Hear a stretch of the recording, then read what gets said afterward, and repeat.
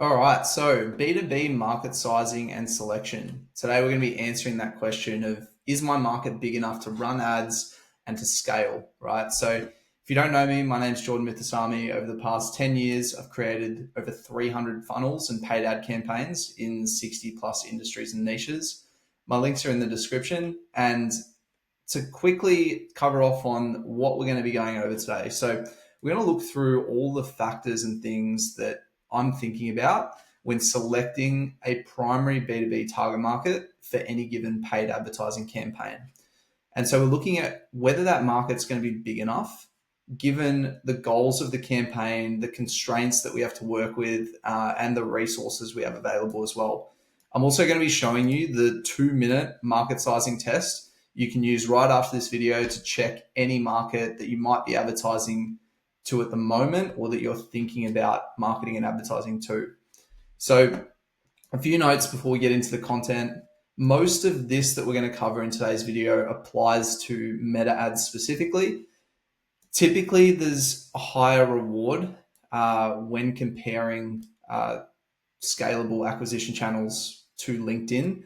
By comparison, we're likely to either get a cheaper cost per acquisition or we're going to get a campaign with higher scale potential or both. So just keep that in mind when we're going through everything. Other thing that's essential is campaign goals. So this is a lot of the content is nuanced and it depends on the situation. So don't take everything as gospel. But when I say campaign goals, I'm talking about asking the questions of, do you actually want to crack a scalable acquisition channel? Do you plan to start with a smaller niche or market and then expand into another one later? Or do you just want a consistent and predictable 1 to 2 new inbound deals coming in per month? Or do you want to really go out there and take over the whole industry, right? So all of that is super relevant. And that's why campaign goals are important to keep in mind when going through this. So why does the market size matter? Market size is one of the key factors when determining like the viability of any given paid ads campaign. So what we're trying to do is we're trying to answer two fundamental questions with this specific aspect of an overall funnel strategy, right? So the first one is this market and campaign viable from a targeting perspective? Which means on Meta, can we actually successfully target and get in front of our dream buyer in an economical way, right? Because obviously we don't have unlimited funds and resources. We need to do it in a way that's profitable and economically viable. And the second question that we're asking is this a scalable campaign, right? So if we actually succeed at attracting and converting our dream buyer, can we scale it? Is there scale potential with this market that we're going after and the size of the market that we're targeting? So just recapping that, targetable, we need to know whether the audience itself is going to be targetable through meta ads and how risky it is to get them seeing it, and then scalable. So understanding if this specific target market is scalable, and then whether or not we'll need to create different funnels that are catered to those different markets, a different or a bigger market in the future in order to scale, right? So just being aware of all those factors. And in B2B, when we're crafting these strategies, these funnels are often targeting specific industries, specific company types, company sizes as far as headcount, revenue ranges, job titles, and more parameters that, we might specifically want out of a dream buyer for our product or our service. And if we're going to craft a winning funnel strategy around any given segment, we want to understand the risk profile and the scaling potential that comes along with going after that market and the size of that market specifically, right? So now I want to touch on some market size risk profiles. Now, these are just rule of thumbs, but this is giving us an insight into the level of market risk with the size of that market specifically, right? So if we're going after a segment in general that's less than 30,000 people in that addressable market, we're calling that a higher risk profile as far as market size. Medium, 30,000, 50,000 people, and then lower risk is 50,000 people plus. And ideally, whenever we're crafting a B2B funnel strategy, paid ads campaign, we want to have 50,000 or more people in terms of like low market size risk, right? That's an ideal situation. However, the rule of thumb here is highly dependent on the goal, as I touched on at the start of the video, right? And if we do choose to go after a smaller target market, then we want to make sure the lifetime value of those dream buyers and those people in the market is a little bit higher in order to justify the risk reward ratio of going after them and spending our ad dollars trying to market to those people.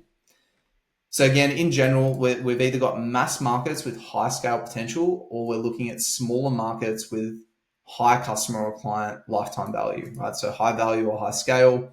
The other point here is that strong cash flow and capital will also help de-risk going after a smaller market, so one of these higher risk markets, and also being able to accept any longer sales cycles and payback periods, because especially if we're going after a high risk market in terms of size, we can't expect to spend the first few $100s and immediately pull in the dream client into the funnel, even if our messaging is on point.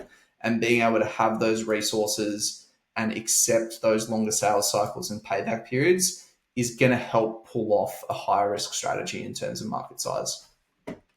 So I've given you a lot of context here. Let's dive into some examples now. So the first one is warehouse robotics, right? This is the one example that I'm going to show where the viability stacks up for a few different reasons. And then I'll go over one that doesn't stack up as well. So this is one of my clients, B2B warehouse automation. So essentially all we need to know is that it's robots that pick and pack items for shipping and order fulfillment.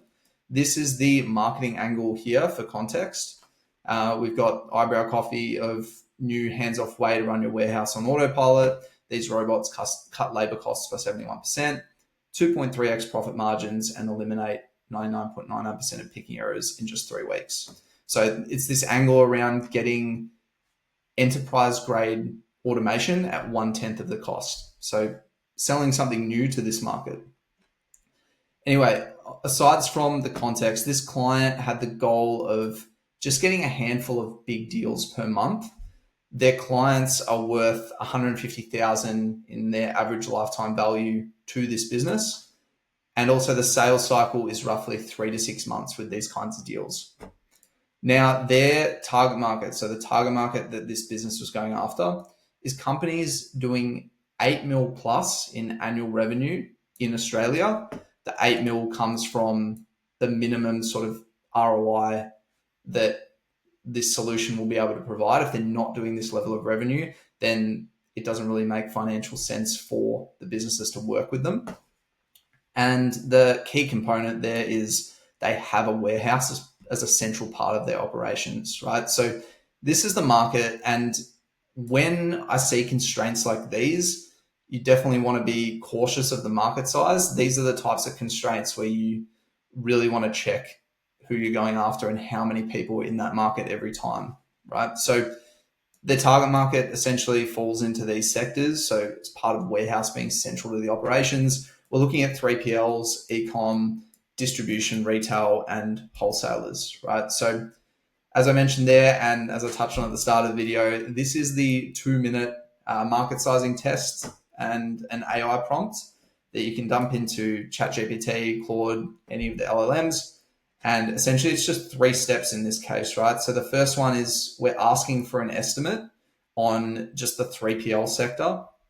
So I said using all the data you've had access to, and we're asking about 3PLs with warehouses in Australia. So putting in all those constraints and then asking of those companies how many are likely to be doing more than 8 mil annual revenue, and then asking it to repeat the same for the rest of the sectors that the client can service.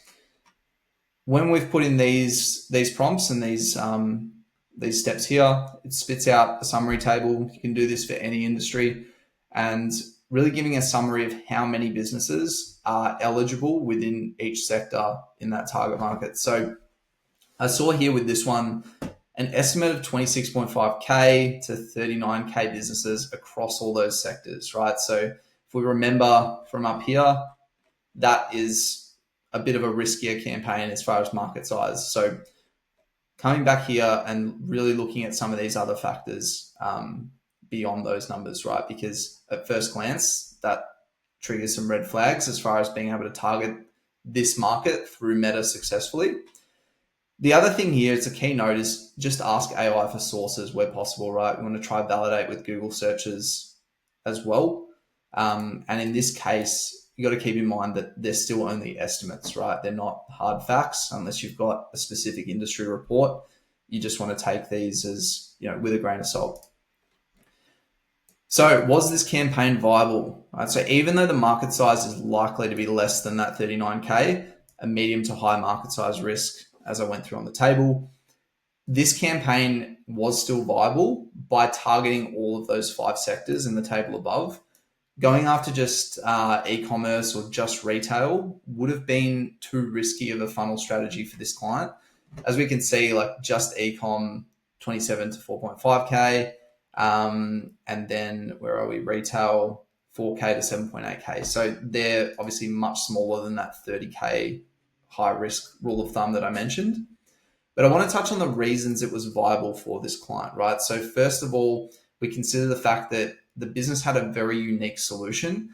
As I mentioned, that enterprise grade automation at 1/10 of the cost. First to market in terms of being able to provide this solution in Australia. The next thing was they also had the capital to allocate to ad spend.